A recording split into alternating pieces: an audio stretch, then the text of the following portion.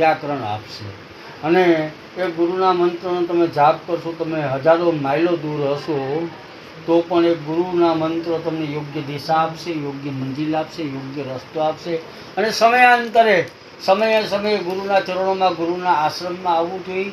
અને અમે એવું નથી કહેતા કે ગુરુના આશ્રમમાં આવીને તમે પૈસાના ઢગલા જ કરી જાઓ। આ ભગવાને અમને તમને આપ્યું હોય તો 100% દશાંશ ભાગ કાઢવો જોઈએ।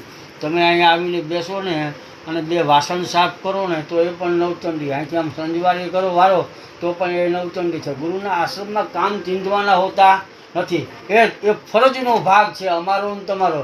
એટલે ગુરુદેવનું મંદિર હોય, ગુરુદ્વાર હોય, ગુરુ આશ્રમ હોય ને આમંત્રણની જરૂરિયાત રહેતી નથી, ત્યાં કંકોત્રીની જરૂરિયાત નથી। બાપની ઘરે, મા બાપની ઘરે દીકરા દીકરીઓ શિષ્યો કાળી રાતે પણ જઈ શકે, ત્યાં ફોન કરવાની જરૂરિયાત રહેતી નથી। પણ ગુરુ પ્રત્યે લગાવ હોવો જોઈએ, પ્રેમ હોવો જોઈએ, ભાવ હોવો જોઈએ, હૂંફ હોવી જોઈએ અને લાગણી હોવી જોઈએ। સાચો પ્રેમ અને હૂંફ અને લાગણી હશે તો ગુરુ પારખી હોય, ગુરુ હોય ને એ પારખી હોય।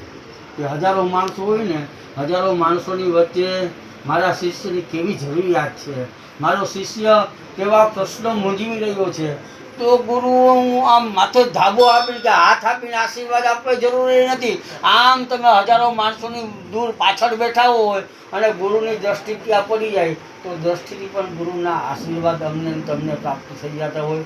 એટલે આ દીકરા દીકરીઓ છે, સૌપ્રથમ આપના માતા પિતા ગુરુ છે। હવે તમને જે દિજત્વ, તમને બીજો જન્મ આપવા જઈ રહ્યા, તમે આજના દિવસે દીક્ષિત અને શિક્ષિત થઈ રહ્યા છો, તો દીક્ષિત અને શિક્ષિત થવા માટે ગુરુના મંત્ર પર શ્રદ્ધા રાખવી, ભાવ રાખો અને તમે સાચી મંજિલે પહોંચી શકો, સાચા ગુરુને ઓળખી શકો।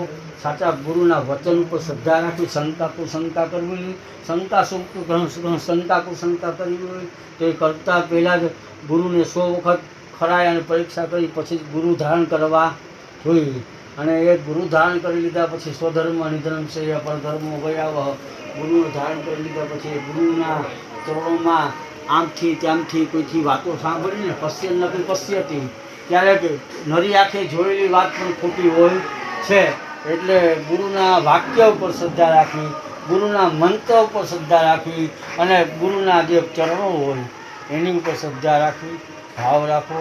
તો મા ભગવતીને પ્રાર્થના કરી, ગુરુ મહારાજને પ્રાર્થના કરી આજના દિવસે તમે યોગ્ય રીતે દીક્ષિત અને શિક્ષિત થાવ અને તમને યોગ્ય દિશા મળે, યોગ્ય મંજિલ મળે અને યોગ્ય રસ્તો મળે। એટલે ગુરુ વિના, હમણાં બાપુએ કીધું એમ, ગુરુ વિના કોઈ જીવન શરૂ પણ થતું નથી।